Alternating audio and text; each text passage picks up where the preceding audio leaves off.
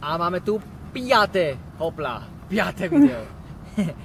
Opäť, veľmi dôležitá je dobrá odmena. Mám tu páročku.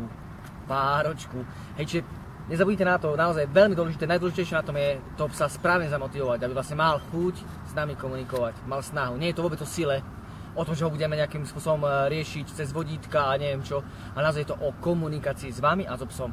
Čiže naozaj je veľmi dôležité, aby ste našli to, čo má veľmi rád. Môže to byť aj kus nejakej kože zo zajačíka, môže to byť loptička, môže to byť hračka, piskácia, akákoľvek, môže to byť mäsko, môže to byť šunka, môže to byť hovädzie, to je nepodstatné. Čo je dôležité, ideme na privolanie. Privolanie je jeden z najdôležitejších cvikov poslušnosti, čiže naozaj sa budeme venovať veľmi dôsledne a naviažeme, dá sa povedať, na povel fuj, lebo ono to vlastne s tým všetko súvisí. Ako ste si všimli, na začiatku sme robili fuj a toho psa v tom prvom videu sme mykali a cúvali sme dozadu. To je to isté podstatné, že keď ten pes sa snaží ťahať za niekým alebo za niečím a nie je taký presvedčivý, že by chcel rád prejsť, tak musíte malinko použiť aj sílu, toho sa vôbec nebojte. Lebo my ju stále vyťahneme a poriešime tým, že keď malinko mykneme toho psa, myknutie znamená, nie že ťahám, ale myknem. Toto je ťah. Myknutie je toto, že myknem a povolím. To si zapamätajte, to je veľmi dôležité. A ešte raz, vrátime sa teda k samotnému privolaniu. Myknem a stále vyrovnám to vlastne tú dobrú vec práve tou odmenkou, ktorú držím v ruke. Hej, čiže vlastne ten pes nejde dole, ale skôr stále je veselý, ale vie, že musí počúvať, lebo príde aj malinké obmedzenie zo strany psovoda. Takže máme odmenku v ruke a vlastne všetko môžeme tú odmenku, kľudne aj bez vodítka, ale tak, aby bol pod kontrolou, tak vlastne to vodítko budeme na krku, môžeme cúvať. Výborný, chválime to šteniatko, to je ono, znovu sa snažíme, aby si sadlo a dá mu tú odmenočku. Dobre? Čiže ideme ešte raz. Kubík, volá menom Kubík, výborný, to je ono. Na začiatku nie je vôbec dôležité, aby ste pochopili, aby ten povel tam samotný prišiel. Ku mne.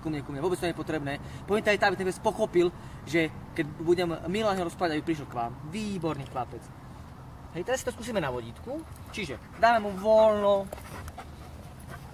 A keby na to psík nechcel prísť, Kubík, malinko myknem, výborný, ku mne. Vidíte, stále chvostík pracuje. To je dobrý, chvostík, to je ono. A teraz dostane odmenočku. Dôležité je mať ruky na strede tela, nie niekde vedľa seba, lebo tým pádom ten pes bude chodiť na tejto strane. Pekne na stred, prosím. Pešák. Čiže rozprávali sme sa o privolaní, je veľmi dôležité, ako som spomínal, aby ste pri samotnom privolaní boli veľmi milí. Vy musíte byť veľmi jasní, čo sa týka myknutí, ale veľmi milí vlastne po tom samotnom myknutí. Vlastne ten pes si musí myslieť, že ste najlepší človek, ktorého má. A to musí byť aj pravda. Musí byť o tom presvedčený. Jo? No a čo som chcel vlastne tým povedať, samozrejme, že to privolanie sme ukázali vo veľkej krátkosti a ono sa vlastne musí veľmi sťažovať.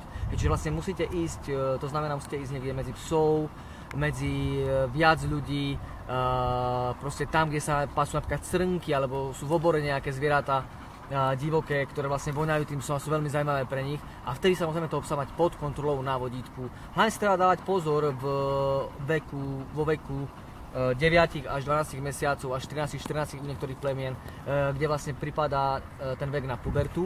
Tam je ten pes trošku málo odolateľný, treba mať len pevné nervy a naozaj treba byť dôsledný v tom, čo robíme, čiže vlastne mať stále toho psa pod kontrolou, radšej na šnúre ako na voľno, aby sa nestalo to, že on párkrát utečí a potom vlastne získa takú možnosť v hlave, že vlastne asi môžem robiť, čo chcem s tým gazdom. To je vlastne najhoršie, čo môže sa stať.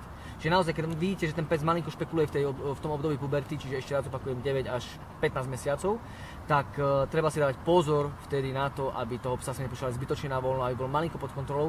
Prípadne, keď ho máte dobre namontovaného na loptu, či na hračku, na odmenku, či na čokoľvek, treba to jednoducho stále so sebou nosiť, aby naozaj ste mali proste na to prepnutie sa, ten impuls, okamžitú reakciu. A vlastne keď chcete, aby vidieť, keď toho psa máte pod kontrolou, je veľmi dôležité, aby ste pochopili jednu vec. Keď ten pes ide na vodítku a robí okruhy, veľké okruhy na vodítku, to znamená, že ho nemáte ešte pod kontrolou. Ako náhle ten pes spraví to, že vlastne sa otočí o 180 stupňov okamžite a ide k vám, lebo vie, že dostane niečo príjemné aj po tom myknutí, tak vtedy to znamená, že ho máte pod veľmi dobrou kontrolou. Hej, čiže lúčime sa s Kubíkom, nazdar.